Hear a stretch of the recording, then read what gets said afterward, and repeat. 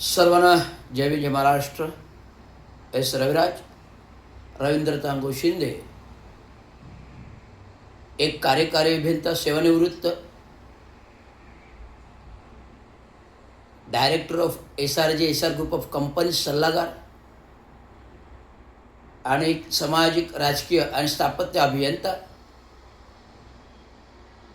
आणि कामगार चळवळीचे कामगार नेतृत्व, कामगार नेता, दिवंगत कामगार नेते चांगो शिंदे, आमचे गुरुवर्य वडील दिवंगत कामगार चांगो शिंदे यांचं निधन 6 डिसेंबर 2012 रोजी झालं.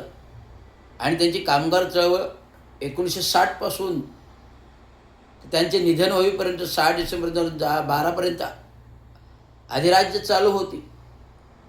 आणि 6 डिसेंबर 2012 रोजी त्यांचं अचानक हार्ट अटॅकने निधन झालं. अनेक कामगार चळवळीमध्ये पोकळी निर्माण झाली आणि ही पोकळी भरून काढण्यासाठी वडिलांचं कार्य जिवंत कसं राहील या दृष्टिकोनातून मी प्रयत्न केला. परंतु हे करण्यापूर्वी ज्यावेळेस बाबा वारले, असंख्य सफाई कामगार, कर्मचारी वर्ग, अधिकारी वर्ग हे माझ्याकडे कामगार नेता म्हणून बघू लागले. साहेब, तुम्ही सेवेमध्ये कार्यकारी अभियंता आहात, वर्ग 1, तुम्हाला सर्व काही माहिती आहे. तर बाबांचे प्रश्न, बाबांचा बुलंद आवाज, कामगारांचे प्रश्न भांडणारा कोणी प्रगल्भित माणूस नाही आहे. तर मी त्यांच्याशी चर्चा केली. म्हटलं मला 2 वर्षाचा कालावधी द्या, मी बाबांच्या सर्व कामगार चळवळीचा अभ्यास करतो, संघटनात्मक अभ्यास करतो आणि त्याच्यानंतर आपण प्रगल्भतेने बाबांचे कामगार चळवळ युनियन प्रभावीपणे चालू. त्या दृष्टिकोनातून मी माझं भव्य दिव्य कार्य गेली 14 वर्ष अबाधित सेवेमध्ये 11 वर्ष असताना ते केलं, निभावलं. 11 ते 12 वर्ष असताना केलं, निभावलं. सेवेत राहून अधिकाऱ्यांशी पंगा, आयुक्तांबरोबर पंगा, मुख्यमंत्री, उपमुख्यमंत्री, मंत्री महोदय, नगरसेवक थेट बोलणं, कोणालाही निडरतेने राहणं, न घाबरणं आणि कामगारांचे प्रश्न प्रभावीपणे मांडणं हे करत आलो. आणि 31 मे 2023 रोजी मी सेवानिवृत्त झाल्यानंतर कामगार कार्यरत असताना, सरकारी सेवेत कार्यकारी अभियंता पदावर कार्यरत असताना जे प्रगल्भतेने काम केलं तेच काम जास्त डबल प्रभावीपणे मी सेवानिवृत्तीनंतर करायला घेतलं. आणि प्रगल्भ असं दुर्धर काम करत करत कामगारांचे प्रश्न निर्णयास लावलं. मग ते प्रलंबित प्रॉव्हिडंट फंड असो, ग्रॅज्युएट असो, 7वा वेतन असो, की कामगारांची भरती असो. प्रॉव्हिडंट फंड सेवानिवृत्त कर्मचाऱ्यांना द्यायला लागला, ग्रॅज्युएटही द्यायला लागली, परिवहन कर्मचाऱ्यांना पण द्याव्या लागली. आणि प्रलंबित 5-6 वर्ष 7वा वेतनाचा फरक जो मिळत नव्हता, कोविड कालावधीमध्ये 5 वर्ष गेली, आज 6वं वर्ष आहे, 7वं वर्ष आहे. जे 5 हप्ते थकीत होते, पाठपुरावा करून, आंदोलने करून, उपोषणे करून, बैठका करून, आत्मदानाचा इशारा देऊन, अर्धनग्न आंदोलन, उपोषण करून, सर्व जिल्हा स्तरावर असो या महापालिका स्तरावर असो करून प्रशासनाला कोंडीत पकडून हे प्रगल्भतेने द्यायला लावले. शेवटी कर्मचाऱ्यांच्या मागण्या माननीय राज्याचे माजी मुख्यमंत्री 2024च्या निवडणूकपूर्व रवींद्र शिंदेंबरोबर स्वतंत्र बैठक केली. मला घरी बंगल्यावर बोलवले. रवी, या युनियनच्या सल्लागारपदी माझी नियुक्ती केली आहे, तुम्ही त्यानुसार मी कामगारांसोबत आहे, कामगारांच्या ज्या ज्या मागण्या असतील ते माझ्यापर्यंत पोचवा, मी मार्गी लावेल. त्याप्रमाणे उपमुख्यमंत्री एकनाथरावजी शिंदे ज्या वेळेस मी आंदोलन केले त्या आंदोलनाचा इम्पॅक्ट होऊन ते थेट आयुक्तांशी बोलले. आयुक्तांशी बोलल्यावर जे काही देणी होती थकीत ते मार्गी लागले. म्हणजे कुठला आमदार, खासदार हे महाराष्ट्र म्युनिसिपल कर्मचारी युनियनच्या सोबत आहे असं नाही, कारण बाबांचं नाव आहे. चांगो शिंदे दिवंगत काम करण्याचे यांचे प्रगल्भतेने काम आहे, निस्वार्थी काम आहे. कुठल्याच प्रकारचा 5 पैशाचा आर्थिक संबंध कुठल्या गोष्टीची आले, कारण ते राजकीय पातळीवर नसल्यामुळे सत्तेत नव्हते.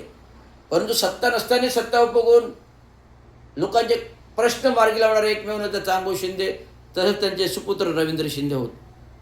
आज गुरुपौर्णिमा आहे आणि गुरुपौर्णिमेनिमित्त मी कोणाचा गुरु नाही, मी कोणाचा राजकीय नेता नाही की मी गुरु नाही, मी केवळ जनसामान्याचा नेता पण नाही, जनसामान्याचा कार्यकर्ता आहे.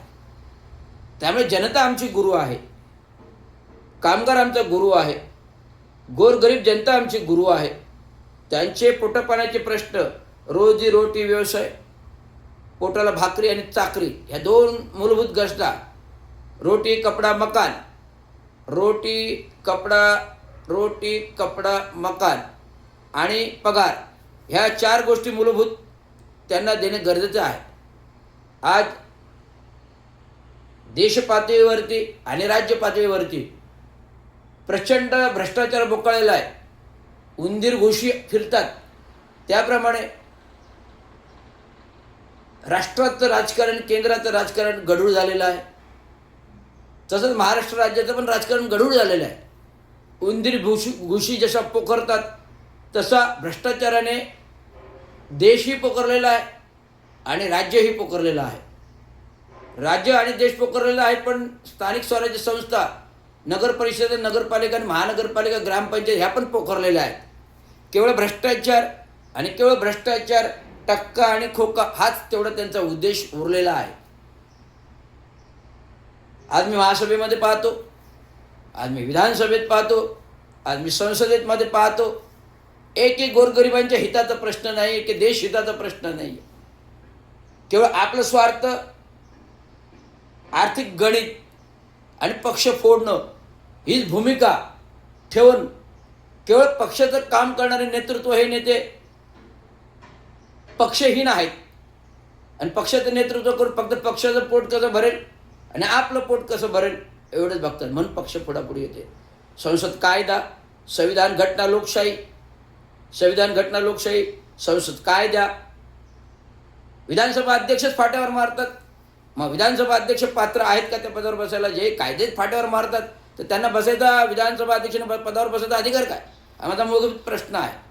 तो जनतेने उत्तर द्यावं, जनतेने ह्यांना प्रश्न विचारावं. जनतेने उत्तर नका देऊ, जनतेने ह्यांना प्रश्न विचारा. जर भारतीय संविधानाच्या घटनेनुसार जर कायदे बनवलेत, संसद कायदा बनवलेला आहे, जर संसद कायदा विधानसभा अध्यक्ष मोडत असतील तर विधानसभा अध्यक्षांना त्या पदावर बसायचा अधिकार नाही.